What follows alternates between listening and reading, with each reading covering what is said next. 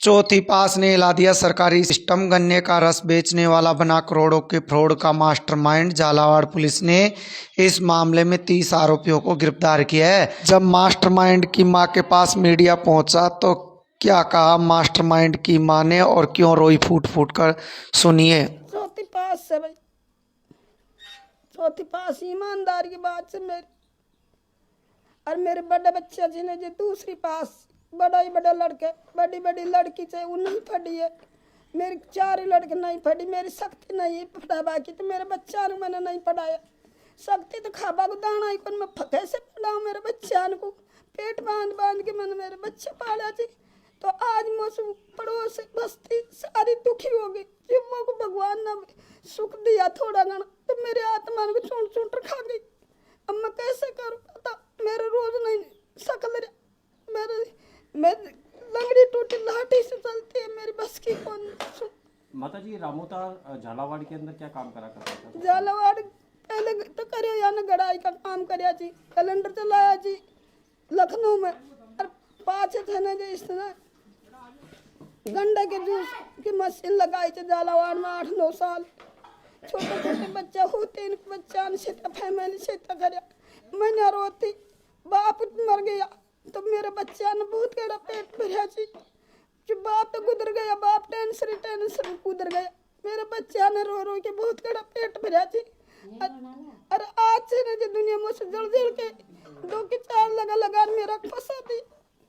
क्या कहेंगे कि पुलिस कह रही है कि मास्टरमाइंड है ये ठगों का? क्या मानते हो कि रामोतार के साथ न्याय किस प्रकार होना चाहिए? पुलिस तो कह रही है कि मास्टरमाइंड है ये ठगों का। नहीं भाई, मास्टरमाइंड नहीं है मेरे बच्चे। मेरे बच्चे चौथी पहले काशीबे स्कूल में पूछ सके, मैंने सरकारी में पढ़ाया मेरे बच्चा को। और नहीं पढ़ाया, बस की नहीं लगी मेरी फटावा की, तो मैंने सरकारी में पढ़ाया जी। एक स्कूल तो आ रही, उससे बुझ ले रही, एक स्कूल आ रही, 2 स्कूल में सरकारी में पढ़ाया। जब मेरे कने खाबा दाना नहीं तो मेरे बच्चा को पढ़ाऊंगी कैसे? आज तो छोरे को सबन को पढ़ा रिया। अब मेरी तो खाबा का दाना नहीं, मैं कैसे पढ़ाऊं मेरे बच्चा को? बन फटा बच्चा। आपका नाम? मेरा नाम शांति है। क्या लगती है आप रामोतार की? मासूम। कितने बेटे हैं आपके? मेरे 3 बच्चे थे और 3 मेरी लड़की थी। 4 बहन भाई, 7 बहन भाई थे मेरे। बड़ी बेटी मेरी लड़की थी, जैसे छोटे छोटे मेरे बच्चा थे। पुलिस ये पता लगाने में जुटी है कि क्या इस साइबर फ्रॉड में किसी सरकारी कर्मचारी की भूमिका भी है। मास्टरमाइंड सहित झालावाड़ पुलिस ने इस मामले में 30 आरोपियों को गिरफ्तार किया है। अब सरकारी सिस्टम की अंदरूनी कड़ियों को जांच की जा रही है। पुलिस ये पता लगाने में जुटी है कि क्या इस साइबर फ्रॉड में किसी सरकारी कर्मचारी की भूमिका भी है। देश में पहली बार केंद्र और राज्य सरकार की कल्याणकारी योजनाओं में हुए साइबर फ्रॉड का खुलासा झालावाड़ पुलिस ने किया है। इस बड़े घोटाले में सरकारी योजनाओं की राशि का गबन करने वाले 30 लोगों को गिरफ्तार किया है। पुलिस ने 52 लाख रुपए की नकदी बरामद की है। 11,000 से अधिक संदिग्ध बैंक खातों की जांच की जा रही है। जांच में सामने आया कि चौथी पास रामोतार सैनी, जो पहले गन्ने का रस निकालने की रेडी लगाता था, सरकारी योजनाओं के करोड़ों रुपए हड़पने का मास्टरमाइंड निकला। सरकारी सिस्टम में सेंध लगाकर उसने योजनाओं की राशि अपने नियंत्रण में ले ली। दौसा में उसने करोड़ों की जमीन, आलीशान मकान, लग्जरी गाड़ियों के साथ शान शौकत की जिंदगी जीने लगा। उसके घर पर महंगे विदेशी पक्षियों और पालतू कुत्ते भी मिले। घर में फिंगरप्रिंट सिक्योरिटी सिस्टम लगा था। बिना फिंगरप्रिंट लगे गेट नहीं खुलता था। फ्रॉड के लिए तकनीकी सिस्टम का दुरुपयोग। रामोतार सैनी ने फ्रॉड के लिए तकनीकी सिस्टम का दुरुपयोग किया।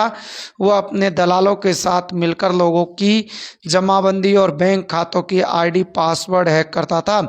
सरकारी योजनाओं की राशि जैसे ही खाते में आती, वह एक ही रात में पूरा खेल खत्म कर देता था। पुलिस के अनुसार आरोपी ने साइबर सिस्टम में मौजूद खामियों का लाभ उठाकर यह पूरी ठगी की। गन्ने का रस निकालकर पेट पालता था।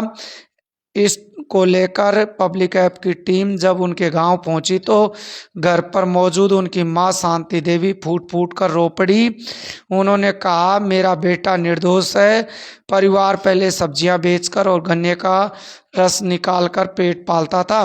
पिता की मृत्यु के बाद तीनों भाई मजदूरी करने लखनऊ चले गए। वहां पत्थर उद्योग में काम करते हुए बीमारी के कारण लौट आए।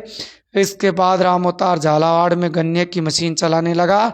यहीं से धीरे धीरे फ्रॉड की इस दुनिया में कदम रखा। पुलिस ने इस मामले में 30 आरोपियों को गिरफ्तार किया है। झालावाड़ पुलिस ने इस मामले में 30 आरोपियों को गिरफ्तार किया है। अब सरकारी सिस्टम की अंदरूनी कड़ियों की जांच की जा रही है।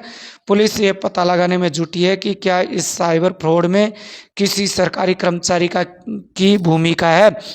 ये युवक बांदीकुई निवासी है जो बसुआ थाना क्षेत्र का रहने वाला है।